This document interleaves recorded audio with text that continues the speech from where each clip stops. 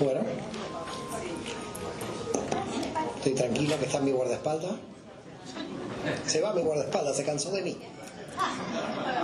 Se cansó de mí, dijo, yo no lo guardo más, este hombre. Ya no se mueve el micrófono, ¿eh?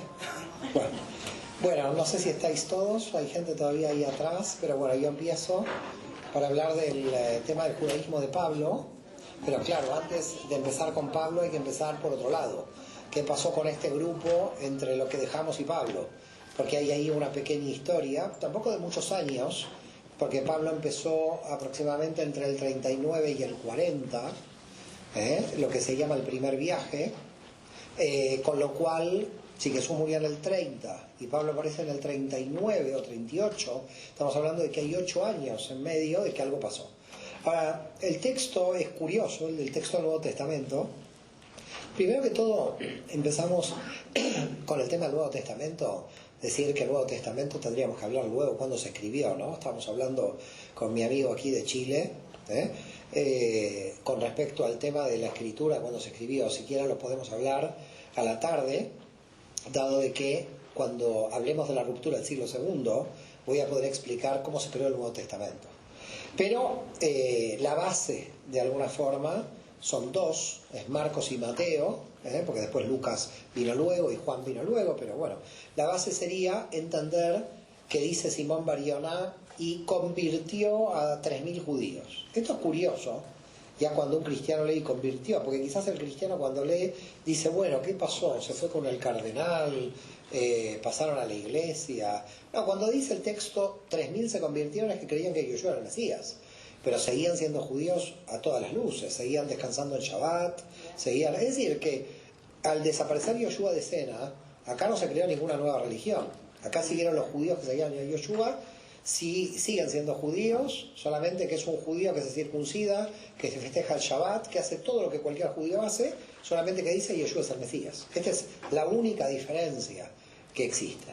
Por lo tanto, la pregunta es qué pasó entre el 30 y el 38, el 30 y el 39, y ahí aparecen lo que nosotros dijimos al final de la conferencia anterior, y es los levitas que ayudaban a los apóstoles. Apóstoles en hebreo, ya dijimos, son shlichim. Cuando alguien viene de Israel, a una comunidad judía actual, lo dicen sheliach. Decimos en hebreo, llegó un sheliach. Yo muchas veces digo en las comunidades judías, llegó el apóstol. Me miran mal, pero bueno, es sheliach en griego. Es exactamente lo mismo, apóstol es sheliach en griego. Entonces cuando me presentan un apóstol, yo sé que es sheliach. Aquí me han presentado uno, en California. Sí que sepa, en serio. Y en consecuencia, hay shlichim, es decir, hay enviados. ¿Enviados qué quiere decir? ¿Cuál es la función de un enviado? La función de un enviado es que tiene que cumplir el mandato de quien lo envía. Cumplir a rajatabla, literalmente hablando, hablo. Si tiene que cumplir con la orden o con la misión que le da aquel que... Entonces, el reino de Dios que se iba a predicar se supone que debería entrar en la idea de la transformación interior de lo que hablamos de la idea del reino de Dios de Yoshua. Ahora la cuestión es, se convierte en 3.000 creen que Yoshua es el Mesías, el movimiento no cambia, pero sí las autoridades del Sanedrín dicen acá empieza a haber problemas, porque ¿cómo puede ser de que este grupo tenía que haber desaparecido, no desapareció? Y empiezan los problemas, es decir, hay una pequeña persecución en el año 37, 7 años después de la desaparición de Jesús, de Yeshua, hay una pequeña persecución. En la historia de la iglesia en general, o del cristianismo en particular, se llama la primera persecución de la iglesia. No es una persecución integral a rajatabla, solamente tiene un mártir, que es Esteban, que es el que se llama el protomártir, o el primer mártir del cristianismo. ¿Quién es Esteban? Esteban es un judío griego, que fue designado entre los 7 levitas o diáconos auxiliares de los apóstoles. Ustedes saben que diácono quiere decir levita, quiere decir que la tribu de Levi es la tribu que ayuda al sacerdote, al Cohen, a realizar su sacerdocio, su misión. Y por lo tanto fueron elegidos 7 levitas, entre los cuales estaba este judío, este griego, que no sabemos si era un griego convertido al judaísmo o un judío griego, no queda muy claro, pero la cuestión es que Esteban, y esto también es interesante, había judíos que mantenían su nombre griego, es decir, que no todos pasaban al nombre hebreo, para que entiendan también esa asimilación que había cultural con los judíos de habla griega en la diáspora, y Esteban es apedreado, es decir, es lapidado bajo las leyes judías. Es decir, aquí sí que hay una diferencia, Jesús muere bajo la cruz, las leyes romanas, pero este hombre por las leyes judías. Pero hay que estar muy atento a la muerte, porque a mi modo de ver, en la interpretación de la historia cristiana se comete un error, se comete un error, porque se dice, y Esteban murió por la fe en Cristo. Bueno, esto es lo que 2000 años se viene repitiendo, que Esteban murió por la fe en Cristo, y claro, 2000 años la gente lo cree. Pero si uno lee el texto de por qué Esteban murió, se da cuenta que no murió por la fe en Cristo. ¿Por qué motivo? Porque si hubiera muerto por la fe en Cristo, no hubiera sido lapidado Esteban nada más. Estaban todos los apóstoles en Jerusalén y había muchos judíos que seguían a Yoshua como el Mesías. Los hubieran apedreado a todos si hubiera sido por la fe en Cristo. Lo importante es el discurso de Esteban en el templo. Cuando Esteban entra al templo y dice, Dios no habita en templos hechos por manos de hombre. Y cuando le está diciendo esto, está restando autoridad al Sanedrín. Y está diciendo, en este templo Dios no habita. Dios habita en todos lados. Volvemos al tema místico, porque los místicos de alguna manera dicen exactamente lo mismo. Es decir, Dios está en todas partes, no solamente en el templo. ¿Estamos de acuerdo? Entonces, lo que está diciendo Esteban es, le resto autoridad de que Dios no está en el templo de Jerusalén. ¿Por qué? Seguramente como crítica a la corrupción de los saduceos que estaban ahí. Es decir, en realidad es una crítica directa. Entonces, piensen que, aunque en la historia cristiana ustedes han sido educados de que Esteban murió por la fe en Cristo, realmente el problema es que Esteban murió porque criticó a los saduceos del templo de Jerusalén. Por ese motivo fue realmente la lapidación de Esteban. En ese momento, mientras a Esteban lo están apedreando, ¿quién está ahí? Que ya sabemos por la historia, lo conocemos todos. Saulo de Tarso, que él dice en su propia como autobiografía, en Hechos de los Apóstoles, y miraba cómo lapidaban a Esteban. No sé si miraba o también tiró alguna piedrita, la verdad que eso no queda muy claro en la historia, ¿no? Porque solo miraba y miré que lapidaban. Él era bastante fanático, así que me imagino que alguna piedra, pero ya no iba a decir, ya dentro del movimiento cristiano, yo también le lancé una piedra a Esteban. Así que me imagino que el hombre dijo, y miré cómo a Esteban lo lapidaban. Y bueno, sospechamos que Pablo no tiró una piedra. Ok. Yo lo dejo entre comillas, la verdad, de un fanático yo pienso que alguna piedrita habrá volado ahí. La cuestión es que vio, dice él, que murió Esteban y ahí terminó la cosa. Pero no terminó la cosa, porque los judíos que creen en Yeshua tenían miedo de ser perseguidos. Y empezaron a huir a Galilea o huir a Siria.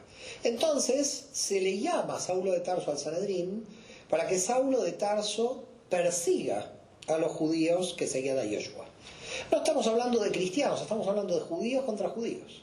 Acá no hay cristianos por ninguna parte. Hay judíos que creen en Yeshua y judíos que no creen en Yeshua. Un Sanedrín preocupado de que los judíos que creen en Yeshua siguen creyendo en un Mesías que había desaparecido y por lo tanto no pueden creer cómo desapareció el Mesías, siguen creyendo en él. Por lo tanto, eligen a Saulo de Tarso. Aquí hay muchos problemas. Quiero plantear los problemas, porque en general la gente quizás tampoco se los plantea. Saulo de Tarso es fariseo. El Sanedrín es saduceo. ¿Alguien pensó en algún momento qué hace un fariseo contratado por un Sanedrín saduceo para perseguir a los judíos que se persiguen a Yeshua? Con el problema que había entre fariseos y saduceos, y sobre todo a lo que le va a pasar luego a Saulo de Tarso, que se va a defender frente al Sanedrín diciendo, porque él no dijo yo estoy acusado porque cree en Yeshua, él dijo estoy acusado por la resurrección de los muertos, dividiendo al Sanedrín en dos, así que fue muy inteligente cuando fue acusado. Él no dijo acá me vienen porque Yeshua es el Mesías, porque si era por eso todo el Sanedrín lo hubiera condenado, también los fariseos. Él, para salvarse de manera inteligente, dice yo estoy aquí. Opa, muy bien, esto y ya estamos, el reino de Dios ha llegado aquí también, ¿no? Este hombre es como San Pedro que le corta la oreja a Malco. Usted está armado, ¿no? Es como mi, si viene la policía del templo, yo predico el amor y usted saca ahí como a San Pedro, ¿no? ¿Qué te parece? ¿Estamos bien? ¿Eh? Bueno, entonces, ¿qué es lo que sucede aquí? Hay que tener en cuenta algo que me parece que es muy interesante, que hay que ir lento para analizar el tema. Saulo de Tarso es un fariseo. ¿Cómo lo contrata el Sanedrín? ¿Alguien en algún momento cuando leyó el texto bíblico se lo preguntó o no? ¿Cómo un fariseo va a ser contratado por el Sanedrín? Esto no pega ni con Poxy, no hay forma. Es decir, un fariseo estaba en contra del Sanedrín y él dice que es un fariseo y es el Sanedrín el que lo contrata. Todo esto no... Hay una tradición, yo no sé si la dije alguna vez en YouTube, pero vamos, ya que estamos la vamos a decir ahora. Hay una tradición oral en el mundo judío que poca gente cristiana la conoce y que no la conocen porque no está escrita en ninguna parte. La digo, la tradición oral, para que ustedes tengan un conocimiento de qué se dijo de Pablo dentro de la tradición judía. En la tradición judía hay dos cosas que yo heredé de manera oral, y es, Yeshua de Nazaret no fue criticado por los fariseos, sino porque sabía el nombre de Dios, y utilizaba el nombre de Dios para hacer milagros. Con lo cual es curioso que en el mundo judío se aceptan los milagros de Jesús, dado que el mundo judío, dicen, usaba el nombre de Dios para hacer milagros. Primer punto. Pero con respecto a la tradición oral que hay de Pablo, se dice algo que tiene que ver con una especie de novela muy interesante y que quizás pueda darnos una idea de por qué Pablo estaba en manos o se puso a las órdenes del Sanedrín. Dice la tradición oral hebrea que Pablo, y vuelvo a reiterar, no lo van a encontrar escrito en ningún lado, porque esto viene por la tradición de abuelos y bisabuelos, es decir, yo lo heredé de mi abuelo. Me dice, te voy a explicar lo que nosotros sabemos de Saulo de Tarso. Y a mi abuelo se lo dijo su abuelo y así no sé desde cuándo. Se heredó la tradición oral, por eso vuelvo a decir, no está escrita en ninguna parte. ¿Qué tradición oral le hemos heredado? Que Saulo de Tarso estaba enamorado de la hija de un miembro del Sanedrín y que tenía casi fecha de casamiento, pero antes de la boda la mujer lo rechazó y Saulo de Tarso, para vengarse, en vez de ser contratado para luchar contra los seguidores de Jesús, se pasó al bando de Jesús luego. Eso es lo que dice la tradición judía, que lo sepa. ¿Estamos de acuerdo? Después seguimos con que se cayó de dónde. Que sepáis que esta parece ser la cosa. Los saduceos confiaban en alguien que probablemente, dice la tradición judía, se hubiera casado con una hija de un miembro del Sanedrín. Pero ante el rechazo de esta hija, fíjate, las mujeres en la historia, hay que hacer un libro. Hay que hacer un libro de las mujeres en la historia, porque además lo primero que lo vieron resucitado a Jesús fueron todas mujeres. No fueron hombres. Los hombres estaban huyendo todavía del miedo que le tenían a Roma. Pero son las mujeres las que dicen Jesús resucitó. Con lo cual, aquí la cuestión es que Saulo de Tarso se cae de algo, no sabemos de qué, del caballo, del camello, de qué, y dice, recibí la revelación de y Jesús, ¿por qué me persigues? Ya saben esta historia. Llega a Damasco y en vez de decir voy a perseguir a los judíos que creen en Yeshua, dice yo creo en Yeshua. Bueno, en principio que una persona judía más entre al movimiento de Yeshua, realmente no pasa nada. Pero entra alguien que es una persona muy capaz teológicamente y es alumno de Gamaliel y por lo tanto tiene unos conocimientos de teología judía muy altos. Y por lo tanto ya para entender a Pablo ya es más difícil, porque podríamos decir que estamos ante el verdadero creador del cristianismo, sin que él tampoco hubiera sabido lo que estaba haciendo, porque indudablemente a mi modo de ver él quería ampliar Israel a los gentiles, tampoco crear el cristianismo. Pero estamos hablando de las consecuencias post-paulinas del mensaje de Saulo de Tarso. ¿Se entiende entonces? Tenemos el judaísmo de Jesús, de un judío utópico, rabino, que buscaba el reino de Dios dentro del corazón humano. Este es Jesús. Pero ahora aparece el estratega, el hombre de marketing, el hombre que es discípulo de Gamaliel, tipo Harvard hoy, y que además es un judío que viene de la diáspora, de cultura griega, conoce la Biblia en griego, conoce cómo piensa el mundo judío helenístico, el mundo judío de la diáspora. Queda clarísimo que la distancia cultural e intelectual con los apóstoles, pobres pescadores de Galilea, es altísima. Sospechan que Pablo, que era el que los estaba persiguiendo, ahora pasara al movimiento, así que al principio no le creen mucho a Pablo, ni al principio ni en el medio, porque después ya verán lo que voy a contar 17 años después, o 12 años después, cuando Concilio de Jerusalén del 50, siguen sospechando de Pablo. Así que Pablo, a pesar de estar dentro del movimiento que creía en Yeshua el Mesías, sigue siendo como cuidado. No sabemos si es un traidor o si se puede dar vuelta otra vez contra nuestro grupo. Dicho todo esto, en el año 39 llega a Damasco, hace una prédica, hay judíos que creen en Yeshua, judíos que no creen en Yeshua, hay discusiones 2-3 meses, hay judíos que le ayudan, que creen en Yeshua para salir, se va a Tarso, vuelve a su ciudad. No sé si ustedes sitúan dónde está Tarso, lo explicamos más o menos. Tarso está mirando a la isla de Chipre, justamente en diagonal, donde se quiebra Asia Menor. ¿Okay? Asia Menor se quiebra en el Mediterráneo, ahí estaría Tarso, una ciudad estratégica. Porque tú vas al interior de Tarso y te encontrabas con Galacia, al lado de Capadocia, con lo cual estaban los Gálatas, famosos luego en una de las cartas de Pablo. Pero enfrente de Tarso tenía Chipre, con lo cual había muchos judíos de Chipre que venían a Tarso a hacer negocios. Había mucho movimiento comercial entre Tarso, Chipre y Antioquía, en Siria. Había una gran comunidad judía en Antioquía, gran comunidad judía en Tarso, gran comunidad judía en Chipre. ¿Qué judío de Chipre cree que Yeshua es el Mesías? Yosef Barnabás el Levita. ¿Cómo lo conocen ustedes? ¿Con qué nombre? San Bernabé. Yosef Barnabás el Levita, conocido luego como San Bernabé, se va a encontrar con Saulo de Tarso, en su ciudad. Aquí hay un elemento clave.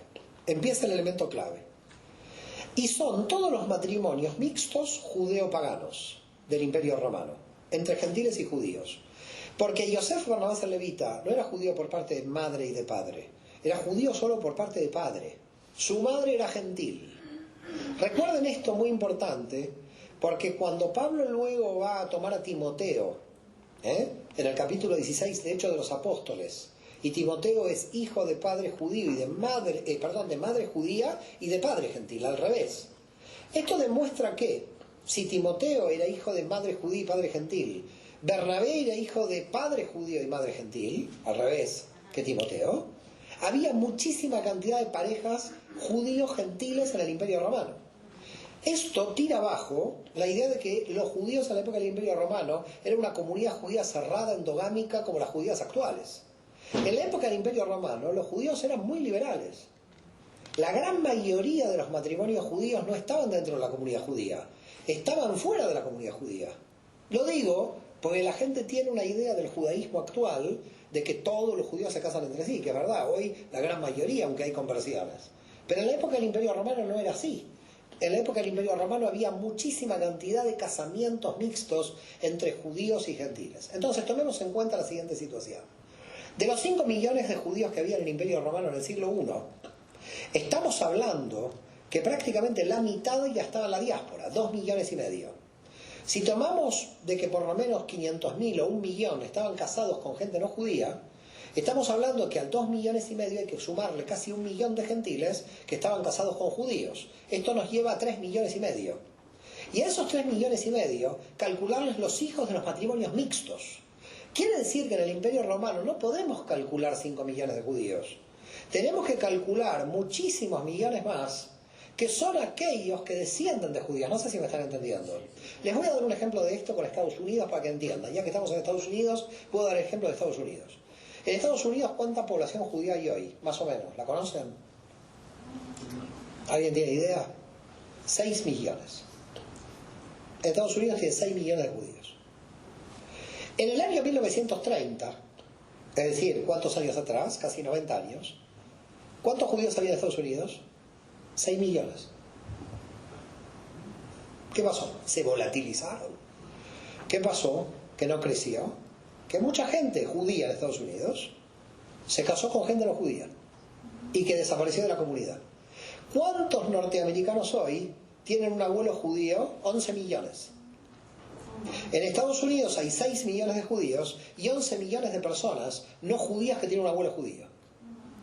Quiere decir que en Estados Unidos, si contamos los 11 millones y los 6, habría 17 millones, 6 de judíos y 11 millones descendientes de un abuelo judío. ¿Me siguen o no? Sí. En el Imperio Romano pasaba lo mismo. En el Imperio Romano había judíos, pero había muchos matrimonios con gente no judía. Esa gente no judía se estaba acercando a las comunidades judías y estaban integrándose a las sinagogas. Entonces aparecen miles de gentiles en las sinagogas, en el siglo I a.C., que son gentiles y que están en las sinagogas por matrimonio. ¿Ok? Esto es algo muy importante que lo entiendan, porque esto es lo que ve Pablo. Para que ustedes entiendan que Pablo no va a decir vamos a los gentiles, los tenía ya dentro de las sinagogas. Y esto los cristianos no lo entienden cuando leen las cartas de Pablo. Creen que Pablo se puso en una esquina a traer gentiles. No, Pablo no trajo ningún gentil, los tenía dentro. Ya estaban todos adentro a los que él estaba predicando. El problema que va a tener Pablo es que va a ser con el estatus de los gentiles dentro de las sinagogas. No de ir a buscar a los gentiles fuera, no sé si me entienden lo que está pasando. Esto con respecto a las bodas, a los matrimonios, sin tomar en cuenta a los gentiles que ingresaban en las sinagogas independientemente de los matrimonios. Entonces se une con Yosef Barnabás el Levita en Tarso, San Bernabé, y ahí Yosef Barnabás el Levita dice: yo soy un judío de Chipre, judío entre la religión judía más o menos, es hijo de madre no judía, pero él se siente judío. Yosef Barnabás el Levita y dice: vamos a Chipre a predicar que Yeshua de Nazaret es el Mesías, ha llegado el Mesías. Quiere decir que el primer viaje de Pablo no es de Pablo, es de Bernabé. Se lo conoce como el primer viaje de Pablo porque después Pablo tuvo los viajes que tuvo. Pero el primero, ¿quién lo llevó? Al que conocía las comunidades de Chipre. ¿Cuántos judíos había en Chipre en el siglo I? 100.000 judíos. 100.000 judíos, si hoy hubiera 100.000 en Chipre, es muchísimo. Casi todo Chipre tenía congregaciones judías en toda la isla. Pablo y Bernabé viajan durante 3 años por Chipre a todas las comunidades judías que hay en Chipre, de la cantidad de comunidades que había en todas las ciudades, sinagoga por sinagoga. ¿Y con qué se encuentra Pablo? Con lo que vamos a explicar ahora en la pizarra. ¿Puedo dejar esto? ¿Y ahora qué hago? ¿Y ahora? Porque ¿con qué se encuentra Pablo? ¿Con qué me encuentro yo?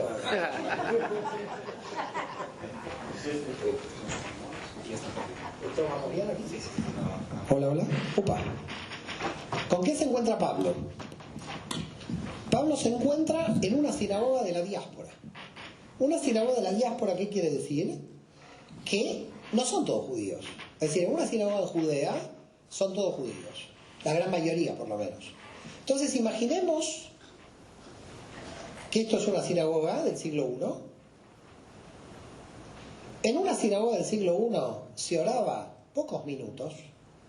Ahora en una sinagoga se ora 2 horas porque a lo largo de 2000 años se agregaron un montón de canciones que no tienen nada que ver.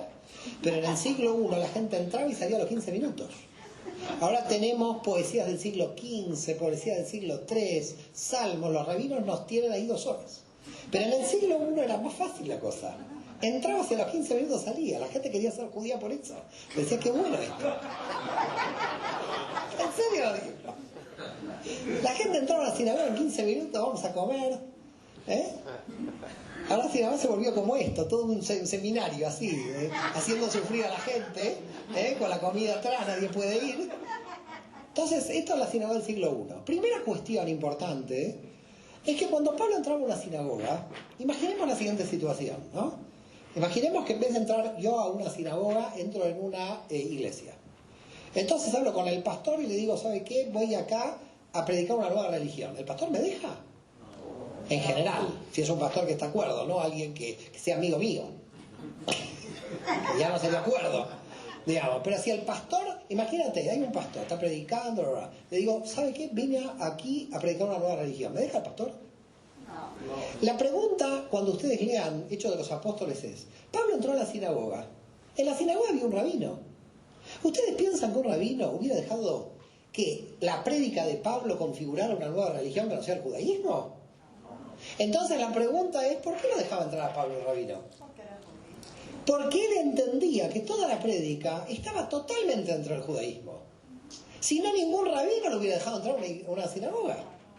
Así que lo primero que hay que hacer cuando uno lee Hechos de los Apóstoles es, Pablo entró a una sinagoga, venía de vacaciones, ¿qué pasó? No. El rabino le permitía entrar y le permitía predicar. Si el cristianismo va a nacer es porque miles de rabinos no entendían que eso era una nueva religión.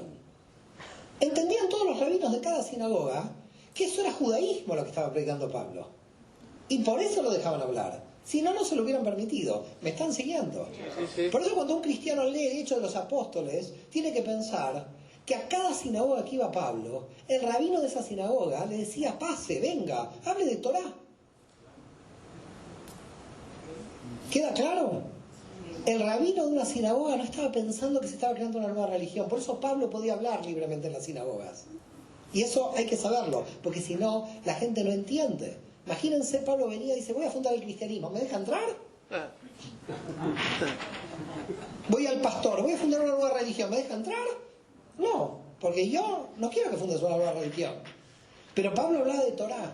Entonces, la primera prueba de que Pablo no solamente era judío por nacimiento, sino que en su teología aplicaba la Torá, es que todos los rabinos le dejaban entrar. Primera cuestión. Entonces, entra Pablo a la sinagoga, que al rabino ya le permite entrar, ya lo vimos. Y entonces le permiten predicar. ¿Qué encuentra la sinagoga? Las sinagogas del siglo I estaban divididas en tres partes. Primero que todo, una sinagoga del siglo I, hasta el año 70, y recordemos que Pablo empieza en el 39 y muere en el 64, con lo cual Pablo es anterior a la destrucción del templo de Jerusalén, en toda su prédica. Así que Pablo es del 39 al 64, algunos del 39 al 67, pero de todas maneras, sea el 39 al 64, 39 al 67, Pablo no vio la destrucción del templo de Jerusalén. Por lo tanto, las sinagogas del siglo I y anteriores a la destrucción del templo de Jerusalén, hombres y mujeres se sentaban juntos. Cuando cayó el templo de Jerusalén, los rabinos tomaron la decisión de dividir hombres y mujeres, como estaban divididos en el templo de Jerusalén. Así que también hay que tener cuidado con algo. ¿Por qué las iglesias luego van a tener hombres y mujeres juntos? Porque descienden de las sinagogas anteriores a la destrucción del templo de Jerusalén, donde hombres y mujeres estaban todos juntos. Por eso en Masada, cuando cae Masada, en la sinagoga de Masada están hombres y mujeres juntos orando.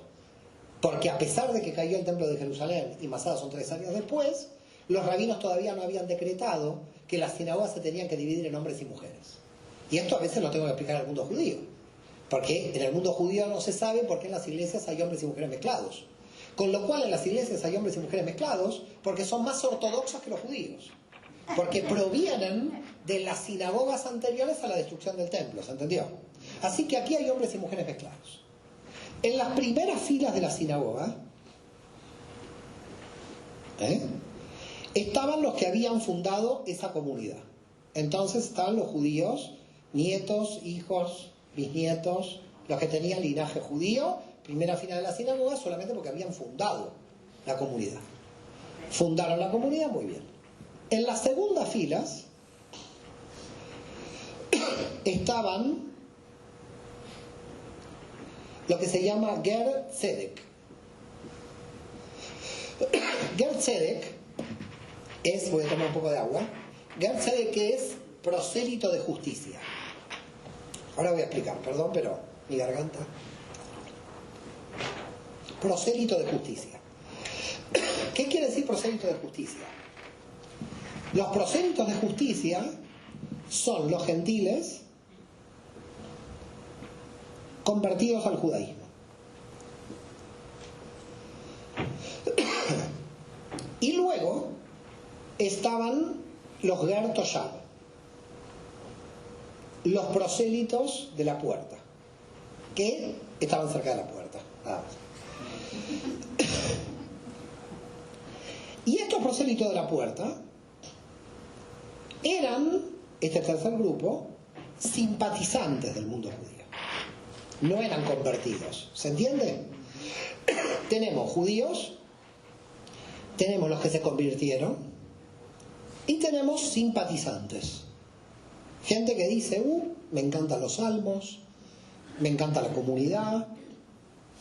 Pablo hace un análisis y ve que casi todos los conversos son mujeres y que casi todos los simpatizantes son hombres. Dice, ¿qué pasa aquí? No entiendo nada. Cuando va a hablar con los simpatizantes hombres y les dice, ¿por qué no se convierten? Les dicen, la circuncisión. Yo también hubiera estado aquí, claramente. Había estado ahí con un miedo. Si tenía que entrar a la conversión al judaísmo, tenía que circuncidar. Por eso las mujeres se convertían en más escala. A tal punto que Pablo va por Grecia, no sé si recuerdan, y un grupo de mujeres ora con él al lado de un río. Eran todas mujeres, una comunidad de mujeres. Claro, se hicieron todas judías porque se metieron al agua y salieron. Porque es por inmersión. En cambio, a los hombres les costaba, los hombres quedaban como simpatizantes. Y ahora me quiero circuncidar. Entonces Pablo dice, pero acá, ¿qué hago entonces? Esto es un problema. Porque va a ser una religión de mujeres el judaísmo. Porque ¿dónde los hombres van a estar todos sin circuncisión? Todos se están convirtiendo todas las mujeres. No sé si ven lo que está pasando aquí. Entonces, ahora imaginemos la siguiente situación. Esta persona se convirtió al judaísmo y este hombre no era judío y se casaban. Entonces, ¿el hijo qué hacía? Por la ley judía tenía que seguir que la madre es judía, entonces por ley judía, pero el padre no es judío, porque es alguien que no se había convertido. ¿Me siguen o no? Había hijos que no se sabía qué estatus tenían ahí adentro. Hijos entre temerosos de Dios y prosélitos de justicia, entre judíos. Él decía, todos son Israel, pensaba Pablo. ¿Qué es este lío entre...? Pero la circuncisión era el problema. Lo que él veía es que es la circuncisión el problema. Entonces Pablo, analizando esta situación, y ahora lo voy a borrar. ¿Con qué lo borro? Analizando esta situación, va a llegar a una conclusión. Oigan bien la conclusión de Pablo porque es interesante. ¿Ok? ¿Cómo se mantiene esto hoy? La conclusión de Pablo es: hay judíos y hay gentiles. ¿Estamos de acuerdo? Bien. Los judíos deben observar la Torá. Los judíos deben observar la Torá. Los gentiles, ¿deben o no observar la Torá? No sabemos, porque la Torá fue dada para Israel, no fue dada para los gentiles. Si los gentiles no observan la Torá, la pregunta es, si llega el Mesías, ¿los gentiles tenían que pasar por la Torá obligadamente? ¿O el Mesías era un Mesías que iba a redimir al mundo entero? Entonces, ¿qué dice la teología judía? La teología judía, y oigamos la teología judía, no a Pablo, dice, cuando venía el Mesías iba a salvar a los judíos, pero a los gentiles. En ningún momento dice que el Mesías iba a convertir a los gentiles al judaísmo. Por lo tanto, lo que quedaba claro es que los gentiles, para Pablo, no tenían que observar la Torá. Porque ¿para qué van a observar la Torá? Si cuando llegara el Mesías, ya los iba a salvar a ellos por la fe. Entonces el problema era cómo llegar al Mesías. Si llegaban al Mesías por la fe, los gentiles podían saltarse la Torá. Y si se saltaban la Torá, no se necesitaban circuncidar. Porque la circuncisión era solo para Israel, no era para los gentiles. No sé si me van entendiendo. ¿Van entendiendo lo que dice Pablo? Entonces dice, ¿por qué hay que obligar a los gentiles a convertirse al judaísmo? Si dicen los textos proféticos que los gentiles van a creer en el Dios de Israel y en el Mesías sin pasar a ser judíos. Porque los pueblos se van a mantener, todos los pueblos, en su identidad. Lo que dice Pablo es verdad, pero hay un problema, que los gentiles estaban metidos en las sinagogas. Si lo que dice Pablo era de gentiles que no estaban metidos en las sinagogas, los gentiles pueden ir por la fe al Mesías. Pero si tú tienes una comunidad dentro, donde algunos observan comidas prohibidas y otros no, hay una comunidad que no tiene una observancia general. Entonces tenemos acá un problema. La teología de Pablo es verdad, pero tenemos un problema sociológico de cómo se implanta en el funcionamiento de una comunidad que existan dos subcomunidades al mismo tiempo, una de observantes y otra de no observantes. Porque en la comunidad, él iba a la comunidad, a esa sinagoga, y le decía a los gentiles que ellos no necesitaban la circuncisión porque no pertenecían al pueblo de Israel, pero ya estaban dentro de la sinagoga. Entonces la pregunta es, esos gentiles con el tiempo, casados con judíos, le iban a decir a sus niños, ¿para qué te vas a circuncidar si como gentil y aceptas la fe en el Mesías? Lo que empezó a suceder aquí es que los judíos de las primeras filas de las sinagogas empezaron a ver que el mensaje de Pablo iba a terminar con la nación judía, porque iba a permitir que los gentiles sin circuncisión entrasen, se iban a casar con gente judía, Entonces los judíos no se iban a asimilar porque salían afuera, sino los gentiles que entraban. No sé si me están siguiendo. No era ahora que un judío iba a desaparecer como judío porque se iba a casar con unos judíos fuera de la comunidad, sino porque se iba a casar con unos judíos dentro de la comunidad. Las comunidades se iban a volver no judías de la cantidad de gentiles que entraban. Entonces los judíos de las sinagogas dicen, no, lo que está diciendo Pablo es un peligro. El pueblo de Israel va a desaparecer porque va a ser absorbido por la cantidad de no judíos que van a entrar. ¿Me están siguiendo más o menos? Pero eso es independiente de que la teología de Pablo es verdad. Porque los gentiles no necesitan observar la Torá. Entonces aparecieron dos problemas que son totalmente diferentes uno del otro. El problema teológico es que los gentiles no necesitan observar la Torá. Y en eso están todos de acuerdo, inclusive los rabinos de hoy. Así que Pablo no está fuera inventándose algo que ni los rabinos actuales dicen que que está mal. Pero el problema es que esos gentiles, al estar dentro de las sinagogas, si se convertían en mayoría, iban a absorber, iba a desaparecer el pueblo de Israel. Por lo tanto, las primeras filas de la sinagoga que oían a Pablo dijeron, esto es peligrosísimo, porque dijo Pablo, ahora los gentiles tienen la circuncisión. ¿Cuál? Y se sacó de la manga, bueno, no sé si había manga en el siglo I, se sacó de la manga la circuncisión del corazón. Que es buenísimo, porque la cabra nos encanta la circuncisión del corazón. Entonces él dice, ahora los gentiles están circuncisos del corazón. Claro, todos los del final de la sinagoga dijeron, ¡viva Pablo! Porque no tengo que pasar por el que me corta. Dijeron, ahora tengo la circuncisión del corazón. Y entonces dice Pablo, todos son Israel. Y los de las primeras filas de la sinagoga dijeron, ¿cómo somos todos Israel? ¿Cómo somos? Acá Israel y los gentiles. Una cosa es Israel, otra cosa son los gentiles. Hay promesas dadas a este pueblo y una alianza con este pueblo. ¿Qué hacen todos los que están viniendo aquí nuevos? Todos los que dejamos entrar al club. Es decir, acá hay un club exclusivo y Pablo lo está haciendo por el pueblo. Es como Groucho Marx, ¿no? Que va a decir, yo quiero entrar a un club que no me dejen entrar. Entonces Pablo dijo, papeles para todos. No quiero hablar de papeles, ¿no? Acá con Trump. Papeles para todos, dijo. Eso es Pablo. Son todos Israel.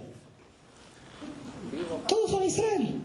Y si todos son Israel, el pueblo judío de Israel va a desaparecer. Pero Pablo quería ampliar Israel a los gentiles. Pablo dijo, quizás hay que dejar la circuncisión y que se mantenga la circuncisión del corazón. ¿Por qué hay que mantener la circuncisión si no están los 10 mandamientos? Si la circuncisión proviene de una alianza de Abraham y no proviene de los 10 mandamientos, los 10 mandamientos no me están pidiendo la circuncisión. La circuncisión es una muestra de identidad nacional, con lo cual empieza a aparecer un problema. ¿La circuncisión es una muestra de identidad nacional o es un tema religioso? ¿Es un tema que a mí me hace unir con Dios, me conecta con Dios, o me está haciendo unir al pueblo judío? ¿Por la circuncisión entro al pueblo judío? ¿Qué está pasando con la circuncisión? Pablo le queda clarísimo. Los gentiles no necesitan circuncisión, ni necesitan observar la Torá tal como los judíos. Los gentiles, por la fe en el Mesías, se salvan. Cuando los apóstoles de Jerusalén escucharon esto, los pelos a los que tenían, porque ya estaban muy calvos, algunos, de verdad, muchos apóstoles no lo viste todos calvos, solamente con barba, le queda barba. Los apóstoles se le pusieron los pelos de punta. ¿De qué están diciendo los apóstoles? ¿Qué está diciendo Pablo? Esto no lo dijo Yoshua en ningún lado. ¿Cómo va a entrar los gentiles así porque Pablo se le ocurrió en su mente de que entren los gentiles por la circuncisión del corazón? Venga Pablo a hablar a Jerusalén, a explicarnos qué está haciendo. Y eso es el concilio de Jerusalén del año 50. Voy a volver a borrar aquí. Y se reúne lo que se llama el Concilio de Jerusalén del año 50. En la historia quedó del año 50, algunos no saben si es del 49, tampoco importa si cambia demasiado. ¿Qué es el Concilio de Jerusalén del 50? En el Concilio de Jerusalén del 50 se van a reunir los apóstoles, todos ellos judíos, un grupo de fariseos también que había creído en Yoshua como Mesías, se van a reunir en Jerusalén, año 50, Hechos de los Apóstoles, capítulo 15, y van a decir, los gentiles no judíos, ¿pueden o no creer en Yoshua? Y empieza el debate. Hay un grupo que es Pablo y un grupito. Y Pablo dice, los gentiles por la fe en Yoshua pueden entrar en Israel. Directo. Van a la salvación. Porque los profetas no dicen que se tienen que convertir al judaísmo. Entonces viene el grupo de Pablo, y el grupo de Pablo dice muy simple. Los gentiles, por la fe en Yoshua, entran en la salvación y son parte del Israel espiritual. Se acabó. Esto es así de simple. Y para Pablo, los judíos tienen que seguir observando la Torá. Porque al ser judíos, entonces cuidado con Pablo. Porque a Pablo se lo malinterpretó luego. En el sentido de que dijo que también los judíos por la fe en Yeshua se salvaban. No. Pablo no abandona la observancia de la Torá. Por eso, ¿qué pasa en Gálatas? Capítulo 3, versículo 5, si no me equivoco. Cuando dice, si tú te circuncidas, ¿qué es lo que sucede? ¿Lo recuerdan? Al gentil le dice, si tú te circuncidas y te vuelves judío, te cae toda la observancia de la Torá. Es decir, no es por la fe en Yoshua. Quiere decir que él, a los judíos, era observancia de la Torá. Entonces Pablo es gentiles por la fe en Yoshua, judíos por observancia de la Torá, y llegan al Mesías. ¿Quedó claro la posición? Por eso, en el capítulo 16 de Hechos de los Apóstoles, cuando ve a Timoteo, hijo de madre judía, que no está circuncidado, dice el texto literal, Pablo lo tomó y lo circuncidó. Lo cual no sabemos si contrató a alguien que lo circuncide o si él sabía circuncidar. Porque el texto dice que lo tomó él y lo circuncidó. Así que tampoco sabemos si tenía este conocimiento. Esto es Pablo. Ahora vienen los judaizantes. ¿Quiénes son los judaizantes? Por supuesto, todos estos creen que Jesús es el Mesías. Pues los judíos que no creen que Jesús es el Mesías están fuera de este concilio. Los judaizantes dicen, los gentiles no van directamente por la fe. Los gentiles tienen que circuncidarse y observar toda la Torá. Es decir, en realidad, para llegar al Mesías, tienen que entrar legalmente en la alianza y en el pueblo de Israel. Entonces los judaizantes dicen, los gentiles y los judíos tienen que observar entera la Torá, los gentiles se tienen que circuncidar y entrar en Israel. Aquí, como pueden ver, el debate es cómo se entra en Israel. Para Pablo se entra por la fe en el Mesías. Para los judaizantes se entra por circuncisión y observancia de la Torá. Pero no están hablando de una nueva religión. Están hablando cómo se entra a Israel. ¿Vamos bien hasta aquí? Sí. Ahora, ¿dónde está aquí el problema? Este problema parece insoluble en principio. Si tú te pones en una de las dos posiciones, dices, ¿quién resolvió este enredo? Porque las dos posiciones tienen cierta validez. Esta posición queda muy válida y esta posición es muy válida. ¿Cómo cambió esta situación? Hay un detalle importante que no quiero dejar de lado.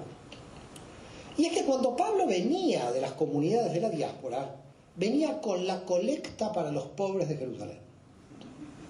Te ponía el dinero ahí a la mesa. Esto viene de los gentiles. ¿Aceptan que sean Israel o no?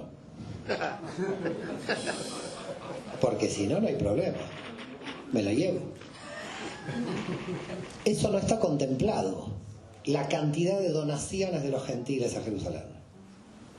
No sabemos cuál era la cantidad. Pero lo que sí sabemos es que en todas las cartas de Pablo y en Hechos aparecen los pedidos de colectas a los pobres de Jerusalén. Claro, una cosa son las colectas de judíos, otra es si empiezan a haber colectas de los no judíos. Pablo estaba llevando dinero de las comunidades gentiles. Si a los gentiles no se los hacía entrar, entonces el señor Pablo podía tomar la colecta y decir, señores, me voy. Pudo haber habido un problema económico aquí, en el grupo, más allá de la fe. De decir, ¿qué hacemos aquí con este grupo? Porque perdemos financiación y gente. Y Pablo nos da las dos cosas. Nos da gente y financiación. Nos está dando todo. Pero no podemos violar la Torá por el dinero ni por la gente. Tenemos que observar la Torá. Entonces la pregunta del debate era, no quiero dejar de observar la Torá, no quiero perder la colecta, ni quiero perder a los gentiles. No vamos a perder nada aquí. Pero ¿cómo hacemos para no perder nada? Si entran los gentiles es sin circuncisión, si es sin circuncisión no se observa la Torá. Si no se observa la Torá estamos mal. ¿Cómo salimos de este enredo? Y apareció el abogado. Como siempre hay un abogado. Que es el que sabe cómo se gana la historia. El abogado es Jacobo ben Alfeo, Santiago el menor. Y el abogado dice, yo tengo la solución.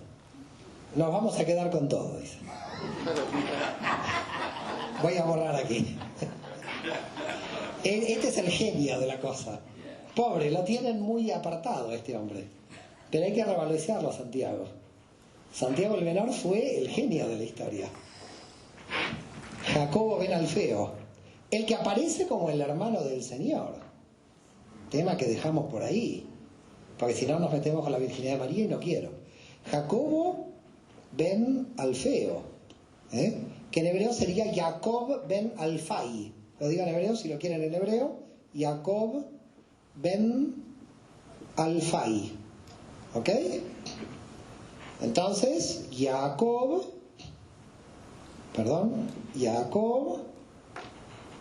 lo hicieron santo luego, San Jacob,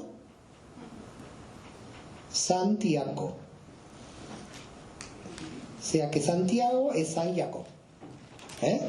Para que cuando saluden a un Santiago le digan Jacobo. El tipo se asuste. Pues lo judaizás ahí de manera directa, sin circuncisión. Le saludás a Santiago y le decís Jacobo. El tipo se asusta, le decís te judaicé sin circuncisión. Jacobo ben Alfai, Jacob ben Alfeo. Este tipo soluciona el tema. Este tipo busca en la Torá las leyes de extranjería de Moisés.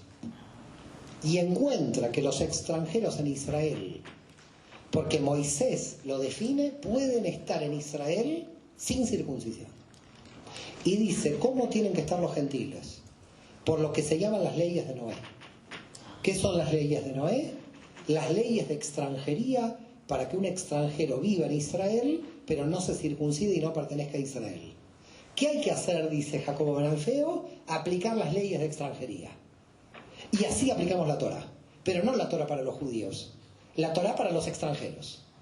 Aplicamos las leyes de extranjería a los gentiles y así entran en Israel, pero sin circuncisión. Una genialidad. Porque quedó bien con Pablo, pero quedó bien con los judaizantes porque aplicó la ley.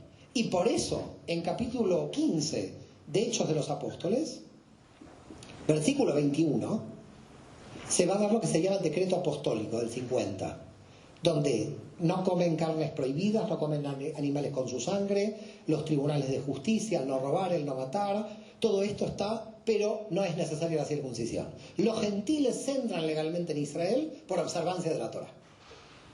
Cuando Pablo sale con esto, es una victoria de Pablo. Logra encontrar en la Torá, no lo encuentra él, lo encuentra Santiago el menor, logra encontrar en la Torá la posibilidad que los gentiles entren en Israel. No era solamente por la fe en Yoshua, era por observancia de la Torá. Ese grupo era judío, no podían observar la Torá. Tenía que tener su fundamento en la Torá. Y por eso que dice Hechos 15:21, dice Santiago el menor, porque todos los sábados en las sinagogas leemos la ley de Moisés, por eso entran los gentiles. Ni entran por ninguna ley de Cristo que no existía, ni entran por ningún domingo que el domingo no existía, ni en ninguna iglesia que no existía. Porque en las sinagogas todos los sábados leemos la ley de Moisés. Por eso entran los gentiles. Por observancia de la Torá, leyes de extranjería. Miles de gentiles entraron a Israel.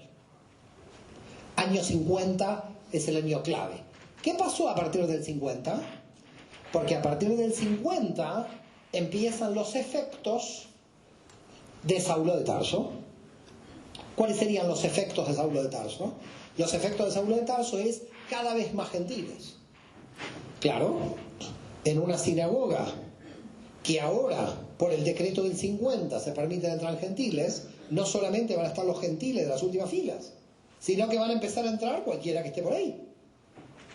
Es decir, cualquiera que entrara, automáticamente, ya cumpliendo con estos preceptos, que son las leyes noágidas, se llaman las leyes noágidas, las pueden buscar en Google, las leyes noágidas, o de las 7 leyes de Noé, texto que está en el Talmud, en el Tratado de Eruvim 58, son estas mismas leyes, ustedes la tienen como decreto apostólico del 50, los gentiles ingresan.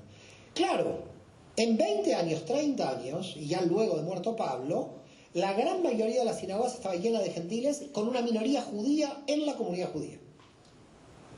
Es decir, había un 70% de gentiles y un núcleo de 30% de judíos.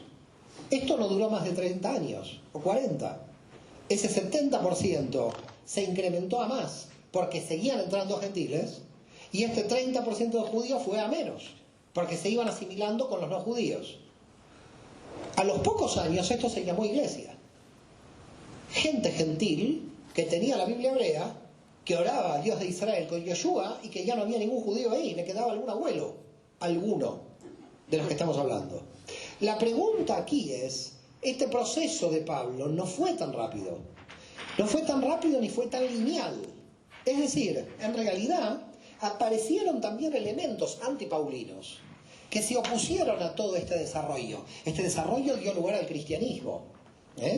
Yo sigo con esto, no sé, sigo con esto.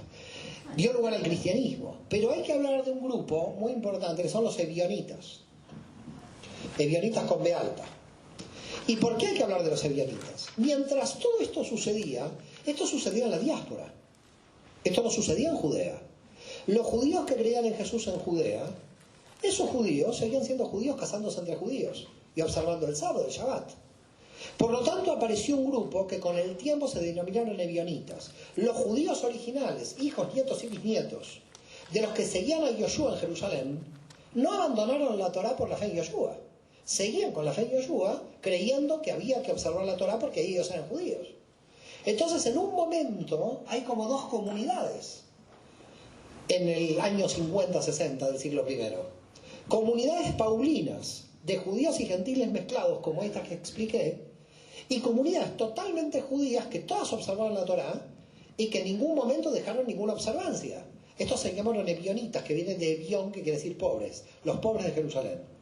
La iglesia ebionita, es decir, los judíos que observaban la Torá y que seguían a Yeshua como Mesías, canonizaron años después el texto de San Mateo. Apareció por primera vez un texto canónico en un grupo. Quiere decir que los ebionitas, los judíos que seguían a Yeshua en Jerusalén, solamente entendieron que el libro válido era San Mateo. No conocieron San Marcos, ni San Lucas, ni San Juan, ni todo lo que ustedes conocen. El único texto. Pero ¿cómo era? No era el Nuevo Testamento. Era todo el Tanaj hebreo y al final San Mateo. Era toda la Biblia hebrea. No había nuevo y antiguo. Porque para los ebionitas la llegada del Mesías no creaba un nuevo pacto. Para los ebionitas la llegada del Mesías era la reafirmación de las profecías. No podía existir nuevo testamento. ¿Estamos de acuerdo con lo que estoy diciendo?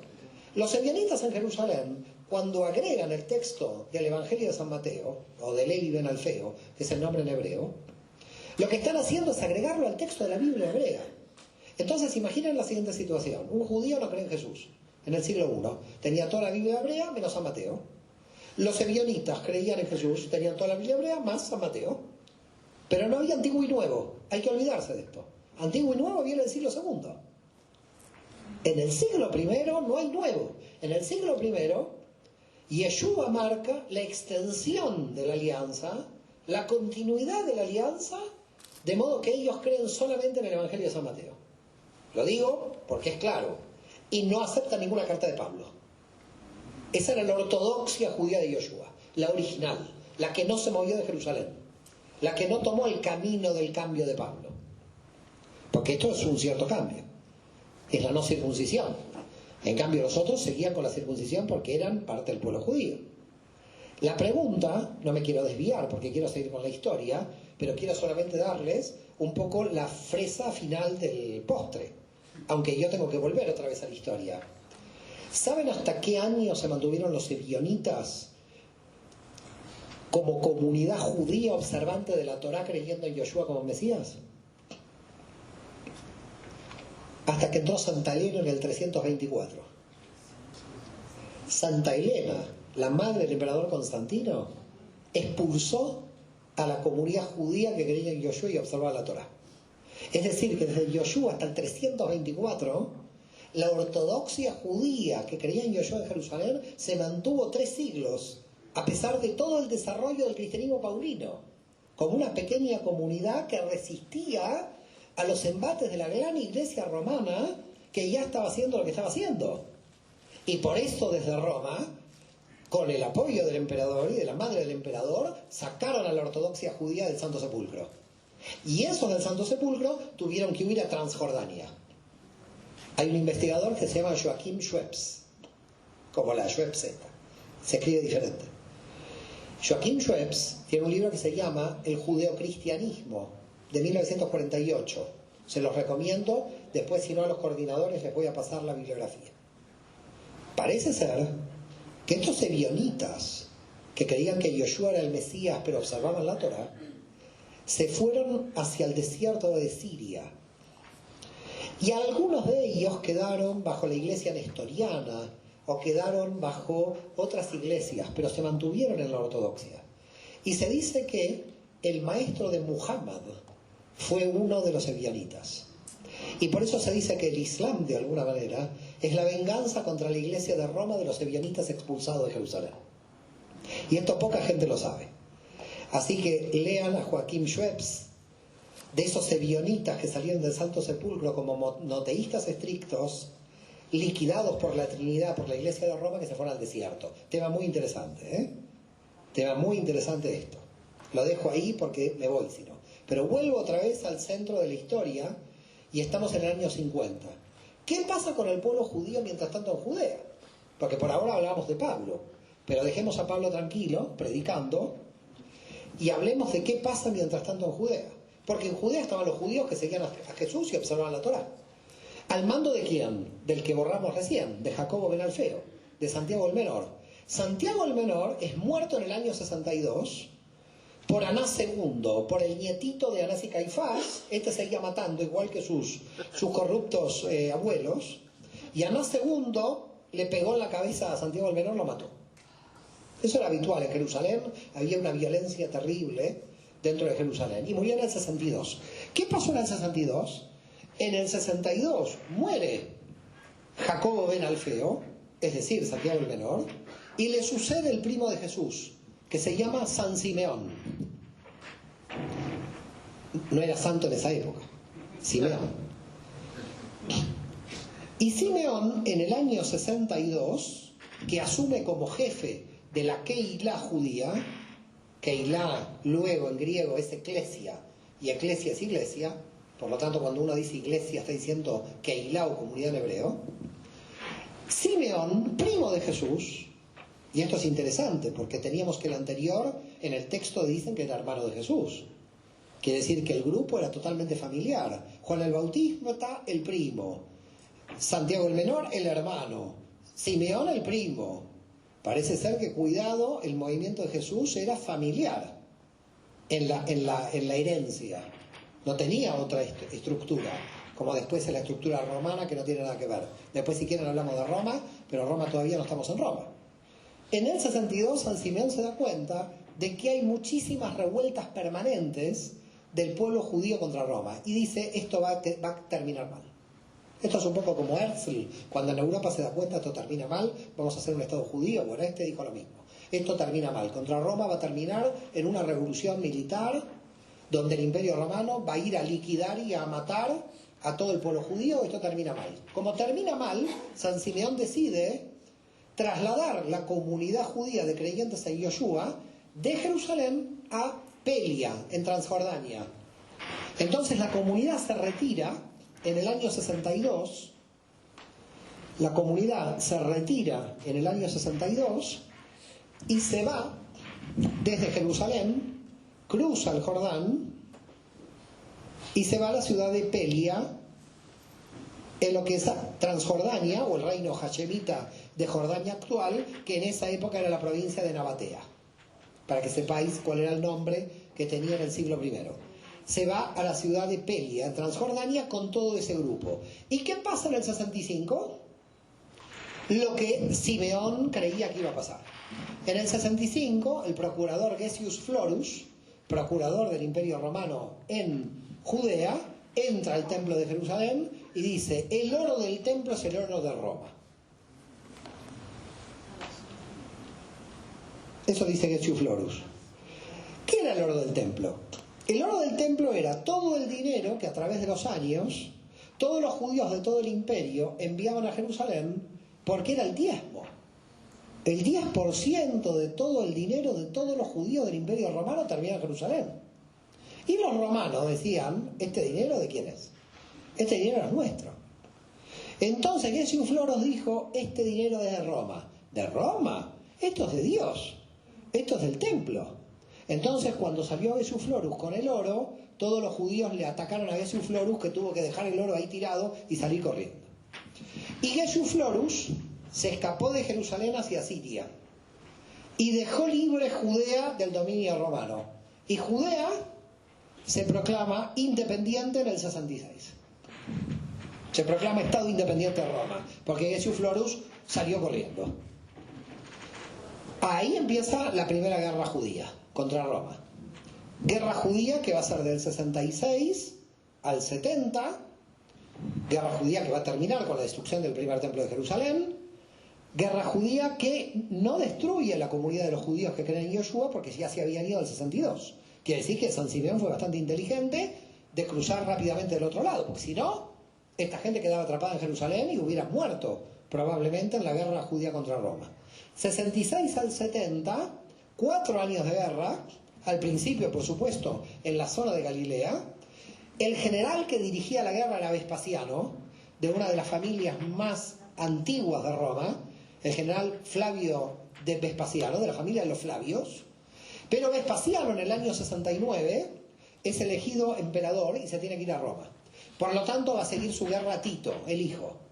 Por eso la destrucción de Jerusalén, del templo, la va a hacer Tito, porque Vespasiano se tiene que ir a Roma a tomar el poder. Y Tito entra en Jerusalén y, como sabemos, destruye el templo, entre comillas, porque no sabemos bien si él dio la orden, si no dio la orden, porque parece ser que no dio la orden, pero como el templo era de madera, se quemó como Notre Dame, más o menos así, porque estaban peleando dentro del templo, había todo madera por todos lados, no, en serio lo digo, si había todo madera el templo se iba a quemar, pues estás luchando en el templo.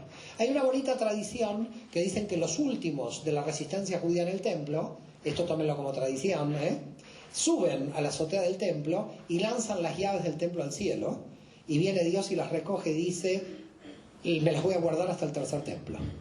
Pero no quiero dar ideas aquí, no quiero dar ideas porque no encontramos la llave de esto. Imagínate la llave del tercer templo.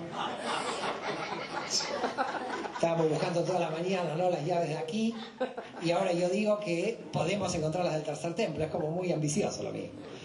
Bueno, ¿cómo termina esto? Se destruye el templo de Jerusalén en el año 70. Yo, mira, muy gracioso. El templo de Jerusalén fueron miles de muertos. Yo me estoy riendo aquí con ustedes, pero bueno. Esto se llama en hebreo Tisha B'Av, es decir, el 9 de Av, el día del duelo, donde los judíos ayunamos en recuerdo del duelo de Jerusalén, y por lo tanto cae. Ahora, todo esto a los fines de la historia de lo que va a ser después el cristianismo, ¿de qué sirve toda esta historia? Aquí hay algo muy importante. Hasta el año 62, que San Simeón se trasladó para la zona de Nabatea, había conexión entre la central de Jerusalén y todas las comunidades del exterior. Al irse esta comunidad a Pelia, se perdió la conexión con esta comunidad ortodoxa que estaba en el desierto. Y las comunidades fundadas por Pablo estaban perdidas sin centro.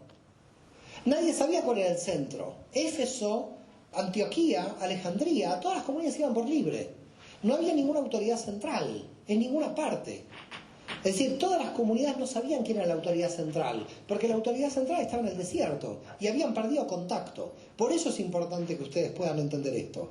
Porque esto trajo como consecuencia que la ortodoxia que observaba la Torá y creía en Yoshua en Jerusalén, y había perdido contacto de control de todas las comunidades que estaban fundadas por Pablo.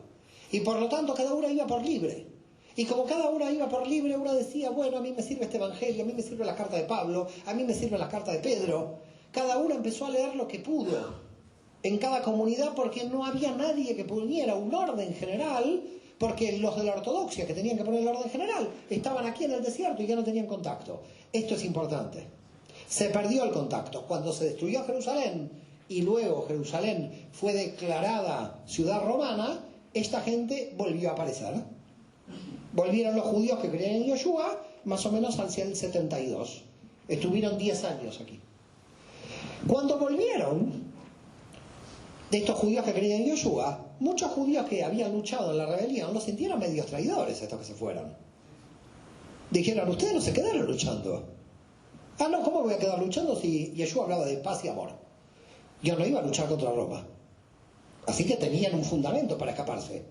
Pero claro, a los fines del pueblo judío dijeron, hey, ¿esta gente qué pasó? Esta gente cuando las patatas quemaban desapareció del mapa. Aquí estamos luchando todos contra Roma y aquí hay gente que está huyendo. Así que aquí hay un pequeño problema entre todo el pueblo judío y este grupo de judíos que creen en Yoshua. Estos se escaparon, no participaron de la rebelión nacional. Eso no implicó de ninguna manera que haya algo contra ellos, pero se les vio con cierto resquemor, como diciendo, ¿qué pasó aquí? Pero caído el templo de Jerusalén, ahora los judíos no saben qué es el judaísmo, porque el judaísmo hasta el templo de Jerusalén era sacrificar al templo. Imagínense para un católico que se le caiga al Vaticano, no sabe lo que es el catolicismo, el pobre hombre. Lo mismo pasó en el judaísmo en el siglo I. En el siglo I, cuando se cae el templo, los judíos no sabían qué era el judaísmo, porque el judaísmo que ellos vivían era ir al templo y sacrificar. Los judíos se preguntaron, ¿qué hacemos ahora? Pero caído el templo, habían caído los saduceos, cosa que no hablamos, porque en medio de esta guerra, los fariseos se cargaron a todos los saduceos, que murieron ahí. Así que los seduceos bye bye, no hay más saduceos. ¿Estamos de acuerdo? Esenios también bye bye, porque los mataron los romanos.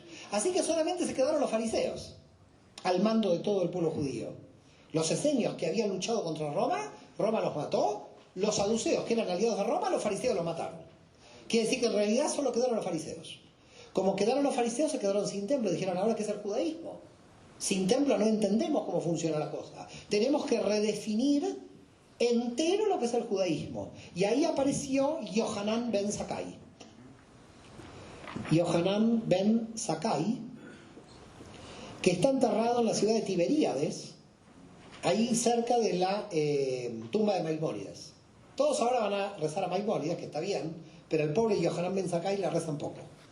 Pero Yohanan ben Zakkai salvó el judaísmo después de la caída del templo. ¿Qué dijo? Yohanan ben Zakkai creó otro tipo de expiación de pecados para el pueblo judío.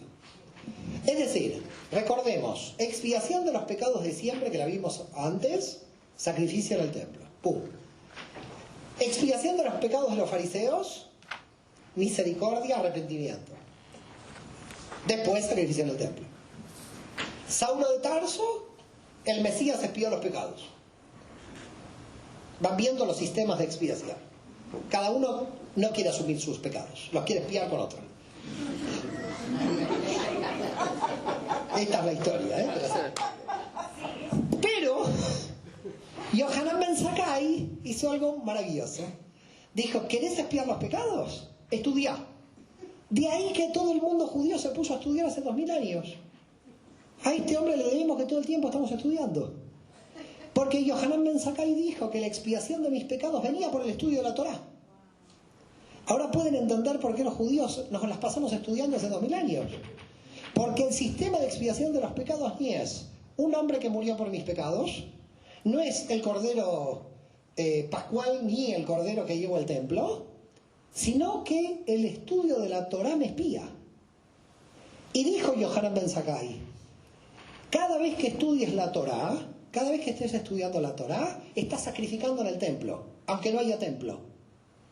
Quiere decir que sacrificas estudiando. Ponte a estudiar que sacrificas todos los días. Cada vez que estudies más expiación de los pecados. Genio, Yohanan ben Zakkai. Y entonces reunió el concilio de Jamnia. Jamnia, nosotros en hebreo lo conocemos como Yavne, en el año 80. Se reunió otro concilio. Estos no creen en Yoshua, Estos son los judíos que no creen en Yoshua, rabinos que se van a reunir, todos fariseos, porque ya saduceos hay. Están aquí los fariseos que se van a reunir, así que hacemos con el judaísmo. Y ahí, en el concilio del 80, decretan lo que se llaman las 18 bendiciones. Que entre las 18 bendiciones hay una que dice que no sea hereje, que no sea min, como los minim. Pero los historiadores cristianos dijeron, eso significa y van a escuchar muchos libros como el de la sinagoga cristiana, eso significa que los judíos nos echaron. Nosotros éramos buenos judíos, creíamos nada más en Yoshua, pero en este concilio nos echaron. Mentira, porque en este concilio la palabra hereje o min en el Talmud aparece como los saduceos. Por si quedaba algún saduceo dando vuelta que no matamos en Jerusalén, a este está fuera del judaísmo. Y por eso es un hereje.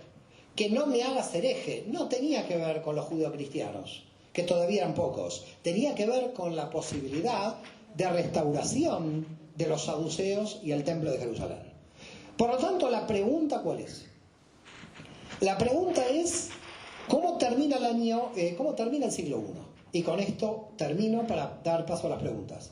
¿Cómo termina el siglo I? El siglo I termina, voy a borrar aquí, con los ebionitas, que son judíos que están en Jerusalén, que observan la Torá.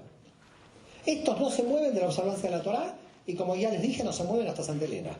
Así que se mantienen con el texto de Mateo. Ebionitas, judíos que creen en Yoshua, con el texto de Mateo. Las comunidades fundadas por Pablo, que cada vez van a ser más grandes, claramente por la afluencia de los gentiles, que van a agregar a Lucas, que van a agregar Hechos y que van a agregar las cartas de Pablo. Pero que vuelvo a reiterar, esto no es oficial en Jerusalén. Jerusalén no acepta ni las cartas de Pablo, ni Hechos, ni Lucas, menos Juan, que ya es del siglo II. Así que ni me meto con Juan. Estamos hablando del año 80, aproximadamente, hacia fines del siglo I. Tito, que fue el emperador que siguió a Vespasiano, porque Vespasiano fue emperador del 69 al 79, y del 79 Vespasiano murió. Tito asumió en el 79, pero murió al año y medio de ser emperador, en el 81, con grandes festejos de las comunidades judías por la muerte de Tito, diciendo no pudo gobernar tantos años porque destruyó Jerusalén. Estaba todo el mundo judío festejando que murió Tito, diciendo porque destruiste Jerusalén no pudiste estar mucho tiempo en el gobierno. Te digo lo que pensaban los judíos del siglo I, no me miren a mí con esto, si no creen que yo también festejaba. Y luego de Tito vino Domiciano, del 81 al 96. Con la información que voy a dar de Domiciano, vamos a empezar las preguntas, porque es muy importante. El emperador Domiciano le llegaron rumores de que va a haber otro movimiento judío contra Roma. Y que va a estar liderado por los sobrinos nietos de Yeshua de Nazaret. En el año 92, Domiciano, 62 años después de la desaparición de Yoshua, llama a los dos sobrinos nietos a Roma a ver si se iban a levantar contra Roma los sobrinos nietos de Jesús. ¿Eso qué implica? Que 62 años después, los romanos seguían viendo que el movimiento de Jesús era un movimiento mesiánico de tipo militar, que tenían miedo que se rebele contra Roma. Y cuando los dos pobres campesinos muertos de miedo dijeron que ellos no querían levantarse contra Roma, él los dejó libres y los mandó de vuelta a Judea. Muchas gracias por todo.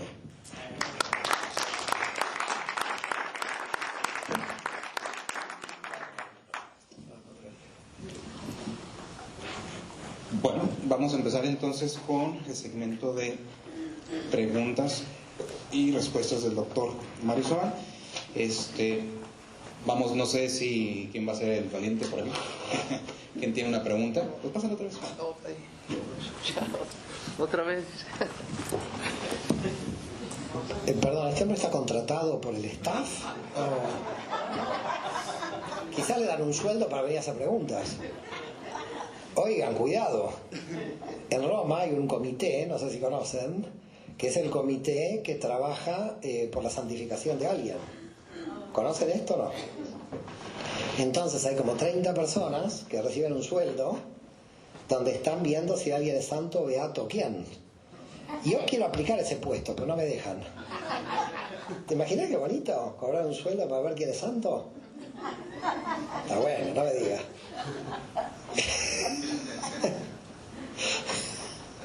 Sí. La gente está contenta aquí, ¿eh? Qué peligro esta gente es peligrosa. Acá hay gente más peligrosa que yo, ¿eh? Menos mal que tengo el guardaespaldas que... Señor Carmona, mire las caras sospechosas. Sí. No, el contratado. Apareció el contratado. No, es que de verdad lo he seguido con casi 3 años y por eso esta oportunidad, pues, en México decimos una palabra, lángaro, ¿no? Que aprovecha tú y pues quiero ser lángaro, verdaderamente. Espero que sea bueno eso, yo no conozco. No, lángaro es como ambicioso, como quiere todas las canicas, pues. Bueno, no está mal. Si tiene amor al prójimo, no hay problema. No, sí. En todo lo que habló de Pablo, sí. Toda la investigación que usted tiene, yo he escuchado, nada más esta pregunta me salió. Entonces, en toda su investigación, ¿tiene algún punto específico en donde Pablo, o existió un punto específico tal vez en la teología de Pablo que determinó hacer un mesianismo universal? ¿O Pablo realmente era lo que quería expandir? Ya que en el tema pasado miramos los conceptos, los 3 del mesianismo, desde el punto de vista de Roma. Entonces, Pablo, si existe un punto clave donde totalmente abre el mesianismo a algo universal, como... Entiendo. Sí. Entiendo lo que dice. Bueno, no sé si terminó la pregunta. El tema aquí no es tan simple. No es tan simple lo que pregunta, ¿eh? Así que está bien contratado por las autoridades. No es tan simple el tema que analiza, porque la personalidad de Pablo es multifacética. A mí me encanta Pablo. A muchos cristianos no les gusta Pablo, porque Pablo no tiene la ingenuidad de Jesús. Jesús es un naif. Jesús cree en la gente, Pablo no. Pablo es un estratega. Es decir, Pablo se enfrenta al Imperio Romano y al Sanedrín. Enfrentarse al Imperio Romano y al Sanedrín hay que ser bastante inteligente. Entonces usted piensa en la personalidad de Pablo. Tenía una potente teología, es decir, que estaba muy convencido de lo que él decía, totalmente convencido, con una teología muy potente, muy preparado por Gamaliel. Sabía que en el grupo de Yoshua era una personalidad, lo sabía. Sabía que comprendía el contexto griego, porque además sabía griego y conocía la mentalidad judía. Era ciudadano romano, lo que le permitía, y esto no lo hablamos porque no sabemos si era ciudadano romano, seguramente ya por herencia. Dice que por nacimiento, quiere decir que el padre, siendo judío, adquirió la ciudadanía romana, lo cual lleva a preguntarnos por qué el padre adquirió la ciudadanía romana. Seguramente porque los judíos que apoyaban al ejército de manera comercial se les entregaba la ciudadanía romana. Así que puede ser que el padre de Pablo haya sido un empresario de cierta categoría para obtener la ciudadanía romana, pero no se la daban a cualquiera. La ciudadanía romana se obtenía si usted no era romano de nacimiento, o porque luchaba dentro del ejército romano, y entonces por los servicios militares prestados al imperio usted era romano, o porque financiaba o hacía negocios con el ejército. Y por lo tanto lo que creemos es que seguramente el padre de Pablo habrá hecho negocios con el ejército para tener la ciudadanía. Así que Pablo tenía la ventaja de la ciudadanía romana porque caía bajo la legislación romana, tenía la ventaja de la cultura griega, era estratega, no creía en una situación de poder, dado que él entendía que estaban en el final de los tiempos, y por lo tanto en cada ciudad no tenía una autoridad a la que le asumiera como jerárquica, sino que la dejaba totalmente autónoma. Lo dejaba a Tito solo, lo dejaba a Timoteo solo. A cada uno que ponía en cada comunidad lo dejaba totalmente autónomo en esa comunidad. De alguna manera no creó ninguna ciudad central. Pablo no centraliza nada. Ustedes ven que va viajando y va dejando dirigentes. Pero Pablo no tiene una ciudad donde uno dice, sí, Pablo centralizó en Antioquía, Pablo centralizó en Éfeso. No, el tipo viajaba, dejaba un representante, seguía, dejaba un representante, seguía, dejaba un representante, seguía. Quiere decir que él hace algo transversal, una especie de internet de la época, hace algo transversal, no cree en una jerarquía, lo cual para la época es interesantísimo, es una mentalidad muy avanzada. Porque todos creían en una ciudad donde se dirigiera de alguna manera todo. Y cuando él necesitaba que le cayera la responsabilidad del movimiento, se la entregaba a Jerusalén y decía que se arreglen ahí. Claro que cuando fue el concilio tuvo que participar. Pablo creía a rajatabla en las profecías, creía a rajatabla en que si llegaba el Mesías, todos los gentiles tenían que reconocerle. Ahora, como era apocalíptico, también entendía que el que no lo reconociera el Mesías, la sensación era que si volvía a llegar se iban al infierno todos los que no lo reconocían. Entonces era como vamos a salvar un alma, porque como ya llega el Mesías no hay tiempo. La apocalíptica tiene una visión de no hay tiempo. Todo se va a dar rápidamente. Y Pablo era apocalíptico, sobre todo porque entendía la profecía de Yoshua de que esta piedra de este templo no quedará piedra sobre piedra, que se cumplió luego. Él no lo vio porque no vio la caída del templo de Jerusalén. Entonces, si usted me pregunta, ¿el mesianismo de Pablo era universal? Sí, totalmente universal. ¿Era un mesianismo fuera del contexto judío? No, porque el contexto judío tiene un mesianismo universal. El problema es cómo se implanta ese mesianismo. El problema fue de logística, de implementación, no fue de concepción teológica. Es decir, si usted toma el mesianismo de Pablo y el mesianismo judío tradicional, sacando la idea de la rebelión, que él estaría en contra de esa rebelión, es exactamente lo mismo. Pero el problema era que si los gentiles no necesitaban observar la Torá, fuera de las sinagogas no había problema. ¿Recuerda la profecía de Zacarías? ¿Qué dice?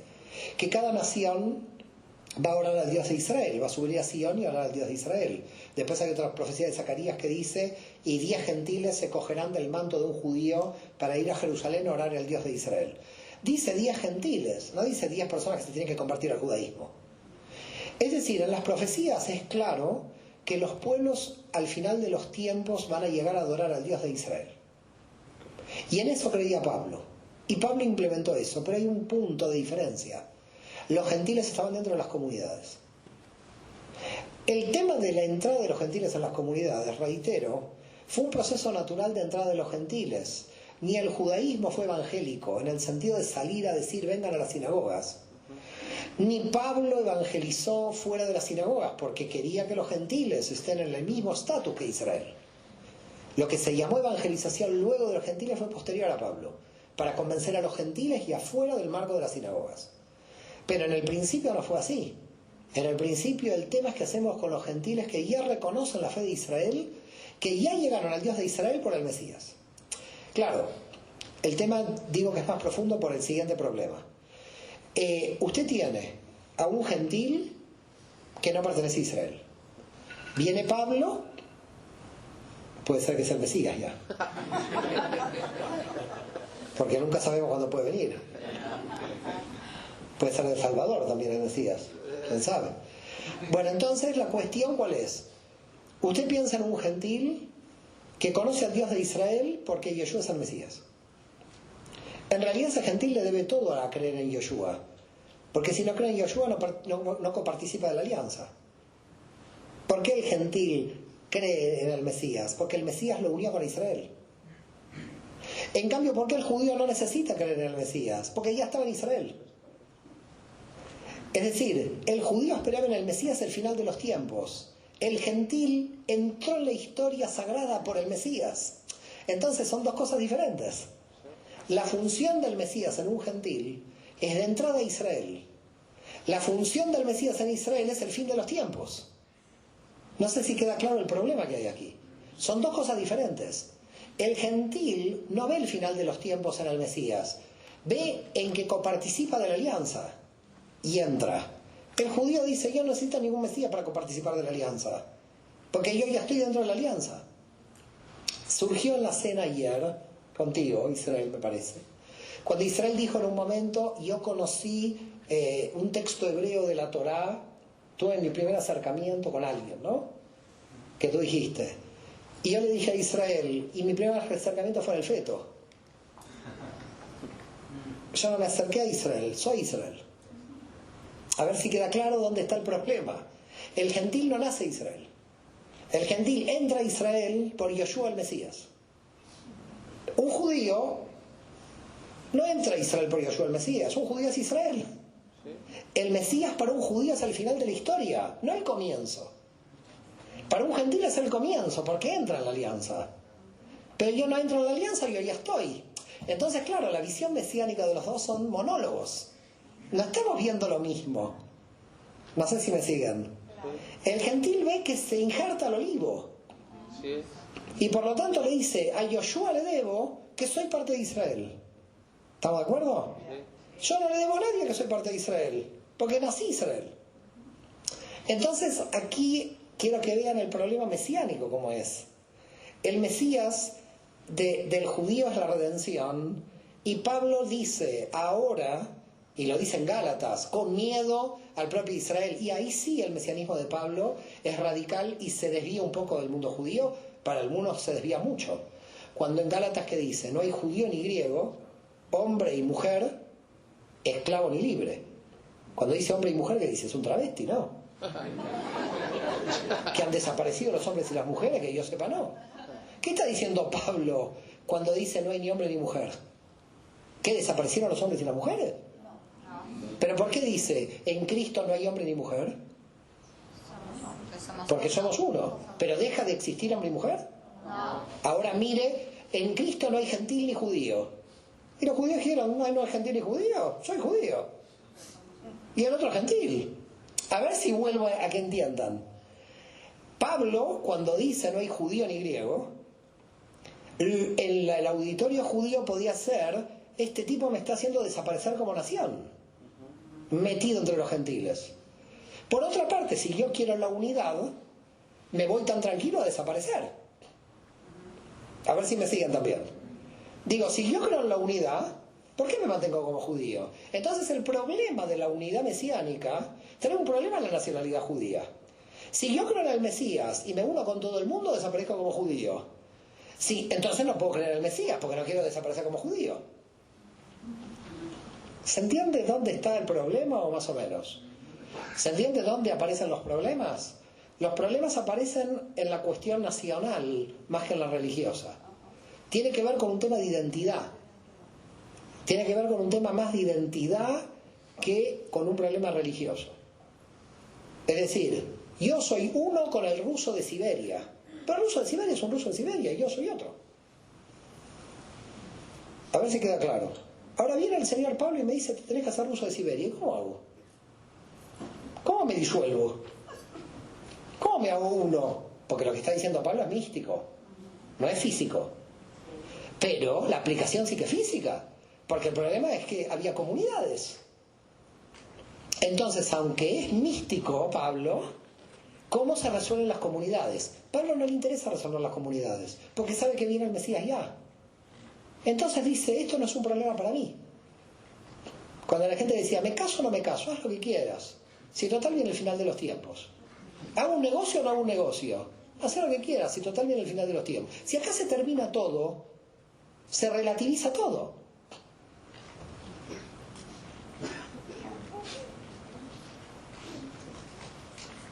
¿Qué ha pasado? Han quedado como la esposa de Lot. Hay gente aquí como una estatua de sal. Señor de Carmona, venga aquí a... un legionario de Moisés.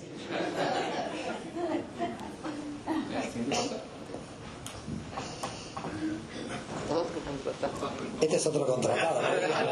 Este es el segundo, ¿eh? Este es el segundo aquí en Los Ángeles. Hay gente, ¿eh? Me van a pagar bien. Sobre el tiempo de Yohanan ben Zakkai después de la destrucción del segundo templo, se dijo que se redefinió el sistema de los sacrificios. Ahora se interpretó diferente. Entonces en la Amidah, que es los rezos de Shabbat o del diario, son 19 oraciones. Se agregó una que es la de los minim. Siempre creí que esa bendición era para los que creían en Yeshua, en las sinagogas, porque estaban todos iguales en el Shabbat, y que la división se dio precisamente por esa bendición, que al final es maldición. No se dio por eso. Eso es una interpretación, perdón que te interrumpa, es una interpretación de los historiadores cristianos que no se relaciona con la realidad. Que queda bien decir, la sinagoga nos expulsó y tuvimos que ser cristianos porque los judíos nos expulsaron. Así quedó la historia. Pero no es así, porque cuando vas al Talmud, ves que la palabra minim dice claramente en hebreo tzdukim, los saduceos. Ah, ok. Eso está en el texto del Talmud. Después, si te interesa, busco el texto y Sí. se los envío. No sé si lo envío a Tami. Hay que hacerme recordar ese texto, yo lo busco en el Talmud, porque siempre en el mundo cristiano están repitiendo esto que no es verdad. Lo repiten hace tantos siglos que no sé quién lo empezó. Pero en realidad en el Talmud dice minim, herejes, igual saduceos. No dice en ningún momento notzrim. No dice en ningún momento nazarenos. Bueno, la pregunta era esa, ¿cuál es la fuente? Porque usted mencionó que se refería a los saduceos. ¿De dónde saqué eso? Yo leí eso que se dio el problema con los minim, que se refería a los nostrim. Se refiere a los tzdukim, Stukim. a los saduceos. Okay. That's it. Thank you. ¿Te puso a pasar, por favor? Bueno, esta parece que es original. O pagada a medio tiempo. Gracias. Bueno, muchas gracias. Yo tengo una duda con respecto a, si me corrige por favor porque no conozco muy bien el tema. El Talmud habla de dos Mesías, hasta donde yo tengo entendido. Un Mesías ben Yosef y Mesías ben David. ¿Cuál? Yo iba a hacer un chiste, perdón, no me lo puedo aguantar. El Mesías Ben Yosef es el de Cancún. El Ben David no lo digo porque si no queda feo. Es muy ego. Ok, entonces la pregunta es, Sí. ¿cómo en todo esto que hemos visto de la historia, qué línea de todo el judaísmo? Pues entiendo que a Yahshua se le conoce como Ben David. No obstante, ya lo que nos comentaba usted que Miriam o María, si era hija de un Cohen Gadol, venía de la tribu de Leví. Pero hasta donde yo logro entender es por la genealogía de José, de Mateo, que habla que es de Ben David. Sí, genealogía de José, que tenemos un problema, porque si no es de José y del Espíritu Santo, Exacto. ¿qué hacemos es un ahí? conflicto grande. No, es que la genealogía de José no nos sirve para nada. Exactamente. ¿Qué hacemos? ¿O lo ponemos a José o lo sacamos? Entonces la pregunta es, hasta de estos dos Mesías, entiendo de que también se cumpliría una profecía de Isaías de que ya no va a haber conflicto entre José y Judá. Entonces, ¿cómo se concilia esto en todo esto de la historia? ¿Cuál de los dos Mesías? Eso es una pregunta. La siguiente pregunta es, ¿en qué momento, hasta donde hemos visto y hasta donde yo entiendo, siempre la figura del Mesías nunca fue una divinidad? Siempre pues se estaba hablando de monoteísmo. ¿En qué momento surge esa divinidad? Pues porque el cristianismo lo tiene como el mismo Dios. ¿En qué momento surge esa figura de divinidad si nunca en la historia se vio de esta forma? Esas son las tres. Muy bien, muy buenas preguntas, ¿eh? Voy a empezar por la segunda. Después hágame recordar la primera. Pero la primera es la de los dos Mesías. Pero la segunda, claro, parece medio de marketing lo que voy a decir ahora, pero la segunda me llevó la tesis doctoral de la Merkabá. Del libro de la Merkabá responde a la segunda. Y es difícil responder esa segunda. ¿Por qué es difícil responder esa segunda? Porque en realidad los fariseos, se lo voy a tratar de sintetizar, pero es realmente muy difícil explicarla. Los fariseos van a crear una tradición, que la tradición que van a crear influye sobre el cristianismo. Y esa tradición que van a crear que influye sobre el cristianismo es por la cual el cristianismo está basado en una tradición y no en la Torá directamente. Explico. Los fariseos creían en la preexistencia del Mesías antes de la creación del mundo. Cuando vinieron los cristianos, dijeron que Yoshua preexistía espiritualmente antes de la creación del mundo. Eso no existe en el texto de la Torá, en el Tanaj.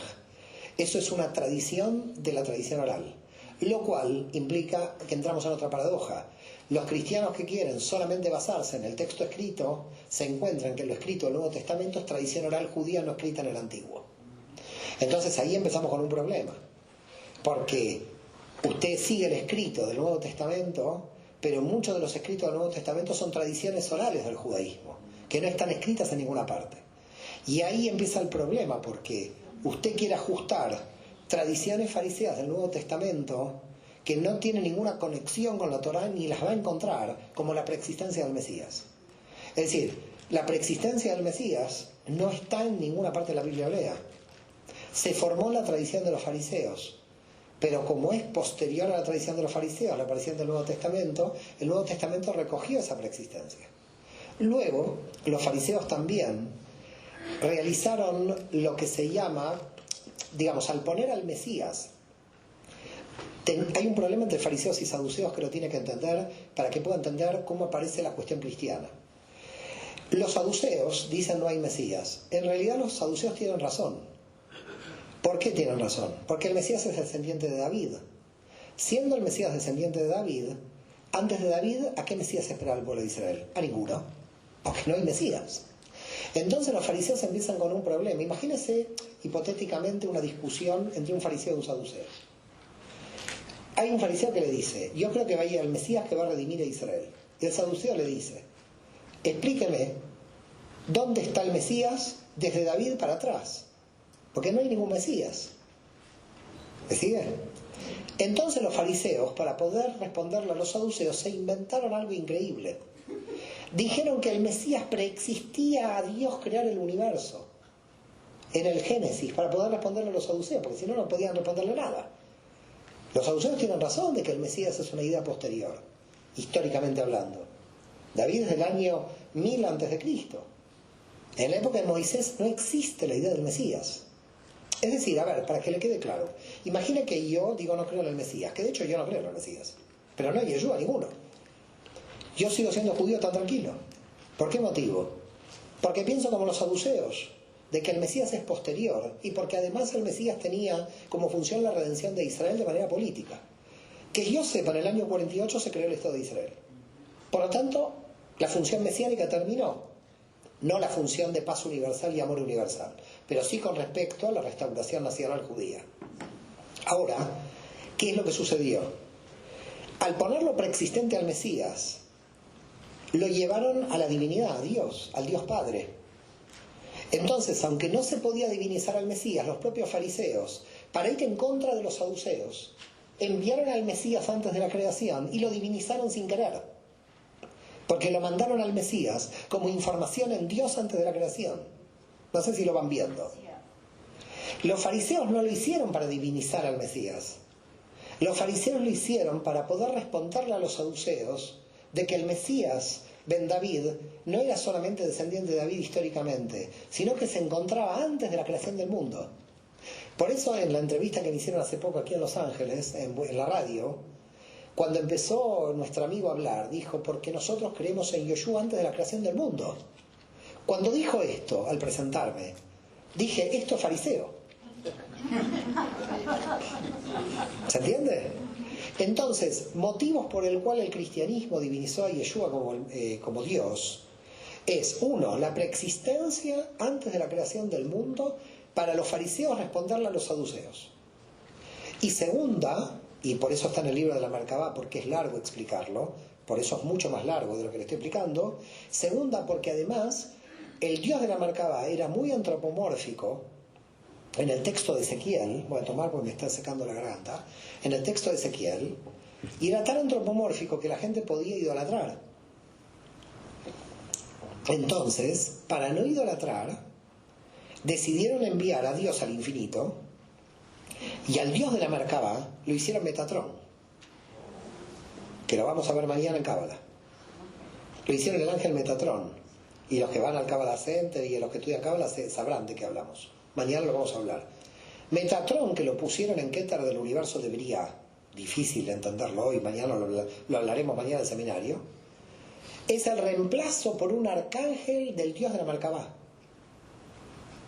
Entonces fíjese el lío que se armó. Al Dios de la Merkabá lo dejaron de hacer Dios, lo hicieron arcángel. Todo esto fueron fariseos, el lío que hicieron. Yo entiendo el lío porque lo hicieron, porque no querían que se idolatre.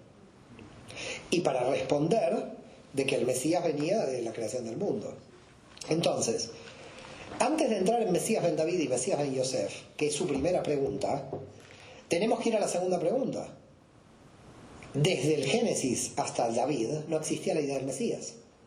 Por eso en el mundo judío el principio de creer en el Mesías es un principio que pone Maimónides en los 13 principios de la fe, pero ¿qué otros rabinos van contra Maimónides? En mi libro sobre Maimónides, no sé si han traído aquí el libro de Maimónides, en el libro de Maimónides yo establezco los rabinos que no creen que el principio de la fe sea el Mesías. Es decir, un judío que no cree que va a llegar nunca al Mesías puede seguir siendo judío, porque él observa la ley.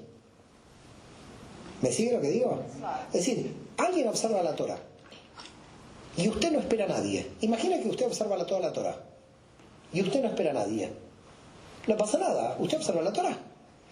Por lo tanto, no es principio de la fe judía para Maimónides, el Mesías, pero no es principio de la fe judía para todos los rabinos. Hubo muchos rabinos a lo largo de la historia. Entonces, claro, si entramos en la base del debate, si yo como judío le digo no creo en el Mesías, ya no hay más debate. Si yo le digo creo que espero el Mesías, usted me va a decir llegó o no llegó, y ahí entra en el debate. Entonces, hay como dos niveles. Si yo le digo como saduceo que no creo en el Mesías, no podemos debatir nada.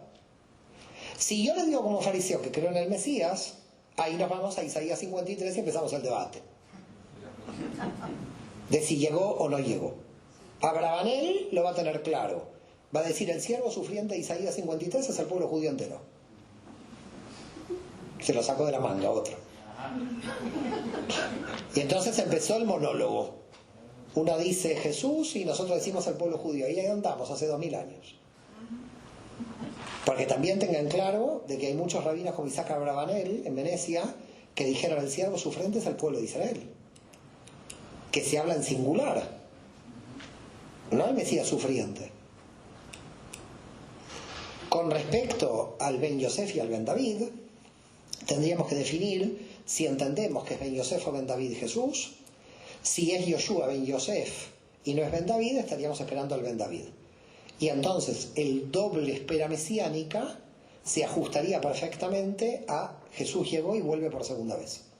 En realidad estamos ante un problema grave, porque cuando venga aquí algo no vamos a saber qué viene.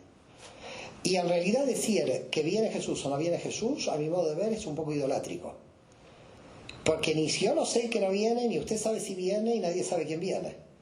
Yo en el libro de la Merkabá creo que cuando viene va a venir Dios en el carro de fuego a decir estaban todos equivocados. Lo cual sería bueno para la soberbia humana, ¿eh? Creo que lo que va a pasar es eso. Mientras tanto sigamos debatiendo porque es interesante. Pero yo creo que cuando venga la Merkabá se pudre todo aquí. Porque va a aparecer Elías, va a aparecer Enoch, que van a tener sus años ya, porque están volando por ahí. Van a tener sus años cuando bajen esta gente, ¿eh? Y yo creo que va a aparecer Dios directo. Gracias, ¿eh? Nada de nada. ¿Alguien más tiene una pregunta? Si no, para irnos a el lunch. ¿Qué les parece? ¿Preguntas? ¿Preguntas? Ok, hay una más. Opa. No le pagamos. Esto me preocupa, porque este fue el espía que me vio en la entrevista al lado de mi amigo. Una observación, decía que Pablo creía que ya venía pues rápido, ¿no? Entonces en Timoteo, porque hay una institución. ¿Ahí, perdón? Una institución en Timoteo. Se ve ¿A ti que te preocupan las instituciones? Sí. ¿Trabajás en alguna, seguro? No. Todo lo que le preocupa a la institución trabaja en alguna, por eso le digo. A ver si se le cae el chiringuito. Tú tranquilo, yo te voy a emplear si se cae la institución. A ver, no había instituciones. Él dejaba representantes. Hablas por Pablo, ¿no? No, él dejaba representantes. Digamos, no es una construcción institucional. Digamos, él dejaba representantes. Acá la cuestión es doble. Es qué nivel bíblico, porque aquí tengo una ventaja en este auditorio. Miren las desventajas que tenía Pablo. Yo tengo un auditorio que como cristiano lee la Biblia, así que yo como judío me puedo entender con ustedes. Imagínense si vienen del paganismo. Lo de Pablo es meritorio, en el discurso. Es gente que no había leído la Biblia nunca. Es gente que venía directamente del paganismo. ¿Se entiende la diferencia? Si yo puedo hablar, podemos discutir si llegó o no el Mesías, pero todos tenemos más o menos un conocimiento bíblico. él tenía que entrenar gente en Biblia de cero. Entonces, más que fundar una institución, era fundar una especie de lo que va a ser, porque esto no lo dije, ¿dónde está el micro? Y lo digo rápido, porque es interesante. Lo digo rápido.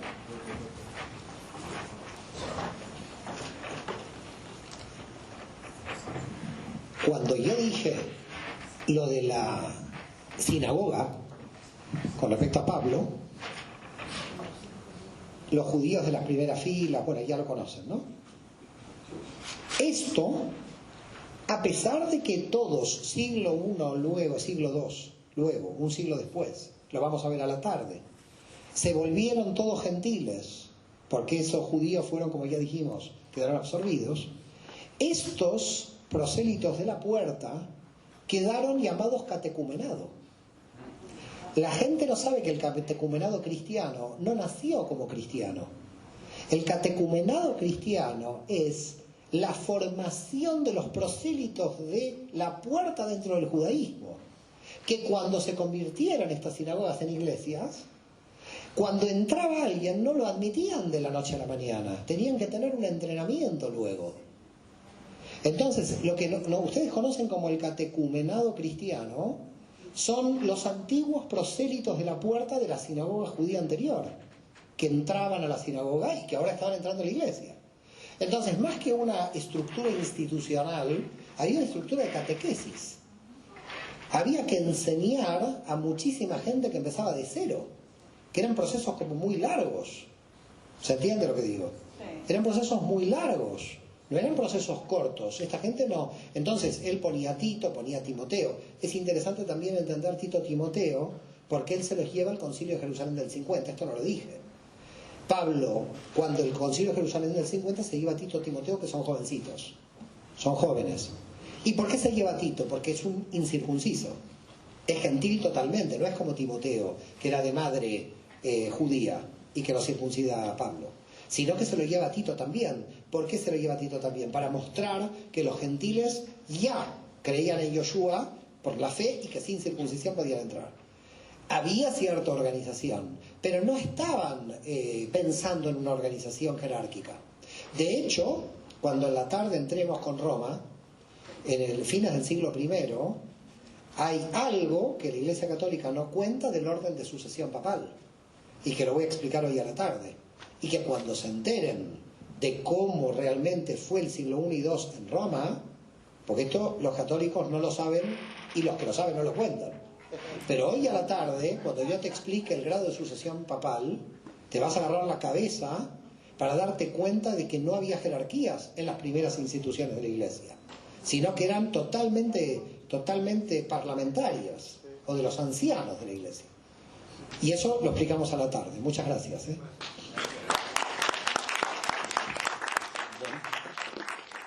Ahora sí, yo creo que ya nos vamos a ir a lunch. Vamos a volver